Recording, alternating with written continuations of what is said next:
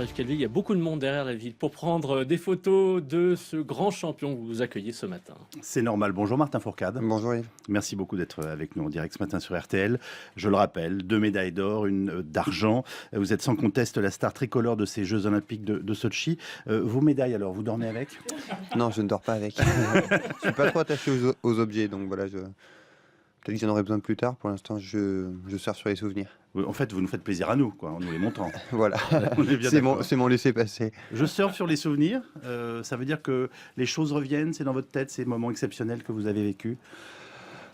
Forcément, c'était qu'un jour incroyable, donc pour l'instant, j'ai encore les images dans les yeux. Voilà, et puis je crois que finalement, même quand ça va s'estomper un peu, les émotions que j'ai vécues sur la première médaille d'or, et notamment, c'est quelque chose qui me resteront toute ma vie, parce que ça fait tellement longtemps que j'en rêvais que voilà, c'est l'attente qui a sublimé ces émotions.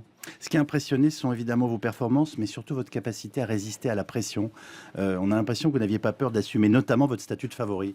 Alors où est-ce qu'on trouve cette force, Martin Fourcade? Mais je voulais pas être hypocrite, et voilà, avec mon statut, c'était compliqué d'arriver au jeu en disant que j'étais outsider et que je me battais pour une médaille si ça voulait sourire. Donc voilà, je crois que outsider, on l'est qu'une fois, je l'étais à Vancouver, et mon parcours sur les 3 dernières années m'a poussé à arriver au jeu en tant que favori.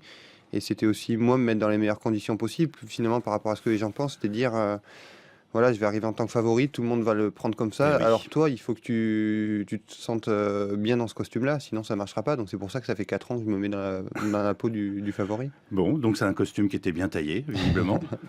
Est-ce que vous vous étiez quand même préparé à l'échec? Je sais que c'est bizarre comme question, mais est-ce que vous y avez pensé? Est-ce que vous y êtes préparé? L'échec, non. Je m'étais préparé de rentrer sans titre olympique, parce que je connais le caractère exceptionnel que revêt un titre olympique. Par contre, à aucun moment j'ai imaginé pouvoir rentrer des Jeux olympiques sans médaille, parce que ça aurait voulu dire que j'avais fait une faute quelque part, qu'il y a quelque chose qui n'avait pas marché. Voilà, je crois que j'ai réussi à obtenir un niveau sur les dernières années qui me permettait d'à 99% rentrer des Jeux olympiques avec une médaille, et après voilà, rêver à plus. Mais voilà, rentrer sans médaille, j'y ai pas pensé une seconde, et surtout à aucun moment j'ai eu peur de ça. C'est, je crois, que ce qui a fait la différence sur les courses. Nous, on fait un sport où il y a quand même beaucoup de cérébral, notamment au niveau du tir. Et voilà, quand on arrive sur le dernier tir de la poursuite, qu'on sait que si on met les 5 balles, on est champion olympique, il y a deux schémas mentaux qui s'imposent. C'est où j'ai peur de gagner, ou j'y vais pour gagner. Et voilà, moi, à aucun moment, je me suis dit, si tu loupes la balle, tu n'es pas champion olympique. Je me suis dit, si tu la mets, tu es champion olympique. Et c'est une dynamique qui est totalement différente. C'est très impressionnant ce que vous êtes en train de nous expliquer, parce que c'est justement la question que j'allais vous poser. C'est comment fait-on pour se concentrer, notamment pour tirer quand on arrive, alors qu'en fait on est essoufflé, qu'on vient de faire un effort physique monstrueux. Et ne me répondez pas que c'est l'entraînement. Donc c'est quoi? La volonté de gagner. Voilà, mais c'est vrai que la répétition, ça nous aide hein, à faire. On travaille énormément sur l'entraînement. On travaille des automatismes. Après, techniquement, on a tous le niveau pour réussir le sans faute sur la Coupe du Monde. Et ce qui va faire la différence justement sur des grands championnats, sur des courses importantes, c'est les personnes qui arrivent justement à oublier un peu cette pression-là, à se mettre un peu, voilà, à pas penser aux conséquences de nos actes. C'est compliqué hein, de se dire si je mets cette balle, je suis champion olympique. Oui. Parce qu'on sait tout ce qui se passe derrière. Je sais ce que j'ai travaillé pour obtenir ces médailles-là. Et voilà, forcément, je connais tout l'enjeu de cette médaille. Et voilà, donc, voilà, c'est vraiment quelque chose qui me tenait à cœur. Et j'en avais pas peur. Est-ce que vous avez appris quelque chose sur vous-même pendant ces Jeux de Sotchi, Martin Fourcade? Je pense qu'on apprend un peu tous les jours sur soi-même. Ensuite, voilà, j'étais fier quand même. Ça peut paraître un peu mégalo de le dire, Non, mais non, c'est très sain. voilà, je pense que j'ai pas peur de dire quand je suis pas bon, et c'est aussi un plaisir de pouvoir dire qu'on a été bon. Et voilà, je crois que sur ces jeux, je me suis à quelques fois impressionné voilà, on parlait de ces derniers tirs de poursuite où il y avait un réel enjeu, une vraie pression.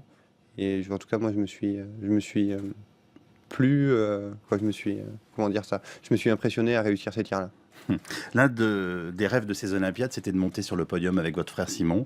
Ça n'a pas été le cas. Comment vivez-vous ça? Et Simon lui-même, comment le vit-il? Est-ce que vous en avez reparlé tous les deux depuis les médailles? On en a un peu reparlé. Voilà, c'est sûr que c'était pour Simon une déception. Pour moi aussi, j'aurais aimé partager ça avec lui. Ensuite, on connaît les règles du sport de haut niveau. On sait qu'un podium, c'est déjà incroyable. Un podium entre deux frères, c'est quelque chose voilà, qui relève de l'ordre du commun. Et voilà, on aurait aimé y arriver. Il nous restera une Olympiade à 2 pour le faire. Donc voilà. On a tous été impressionnés par votre fan club féminin, notamment vos admiratrices russes. Mhm. C'est agréable. Votre sourire me fait rire. Est-ce que c'est agréable? Non, je passe à ma compagne. Aïe, aïe, aïe. Bon, oui. Et alors votre compagne? Non, mais c'est voilà, le biathlon est un sport extrêmement populaire en Russie, en Allemagne, en Scandinavie. Et voilà, on est plutôt jeunes, on est deux frères, donc c'est vrai que ça plaît à beaucoup de supportrices. Après, voilà, j'essaie de garder les pieds sur terre. Et puis, faut pas se mentir, hein, être fort rend beau.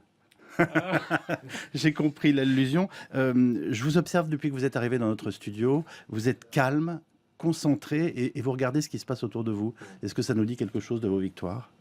Je crois que je suis un peu pareil sur les skis. Ouais. C'est vrai que c'est un tempérament et que voilà, j'essaie d'être dans la vie comme je suis sur les skis. Et c'est peut-être pour ça que ça marche bien, parce que j'essaie pas de forcer quelque chose, de me mettre dans la peau d'un personnage. Ouais.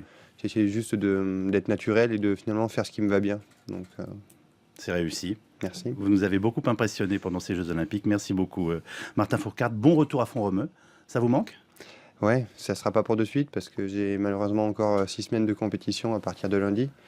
Et voilà, je crois qu'en avril, on va rentrer, on va profiter de tout ça. On va prendre le temps de fêter ça avant de repartir sur 4 années qui seront encore riches en émotions. Vous pensez à l'avenir. Encore bravo. Bonne journée, Martin Fourcade. Merci. Bonne journée à tous, Philippe. Merci à tous les deux. Je voudrais rassurer la compagne de Martin Fourcade. Il n'y a pas que des yeux féminins qui se portent sur lui, il y a aussi les yeux d'Oran Gérard qui visiblement étaient très admiratifs. Très impressionné. Ouais, très-